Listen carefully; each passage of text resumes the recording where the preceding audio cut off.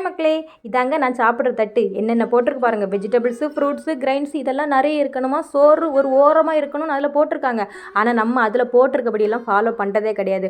குண்டான் கணக்கில் சோத்தை கமத்திட்டு இந்த கூட்டு பொரியல் எல்லாமே இந்த பொண்ணு பார்க்குற இடத்துல மாப்பிள்ளைய பொண்ணு கதவு ஓரமாக நின்று எட்டி எட்டி பார்க்கும் பாருங்கள்.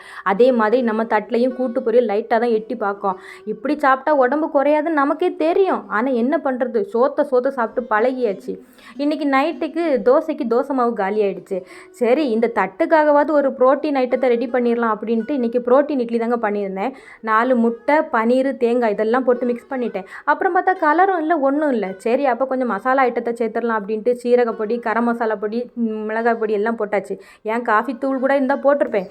அடுத்து இந்த மிக்ஸ் பண்ண மிக்சரை இட்லி பாத்திரத்தில் வச்சு ஊற்றுறதுக்கு முன்னாடி நம்ம வேறு டயட்டில் இருக்கோமா, அதனால் கொஞ்சம் ஆயில் பட்டர்லாம் தாராளமாக ஊற்றி அடுப்பில் வச்சு வேக வச்சு எடுத்தாச்சு. ஆனால் உண்மையிலே இந்த இட்லி செம டேஸ்ட்டாக இருந்துச்சுங்க.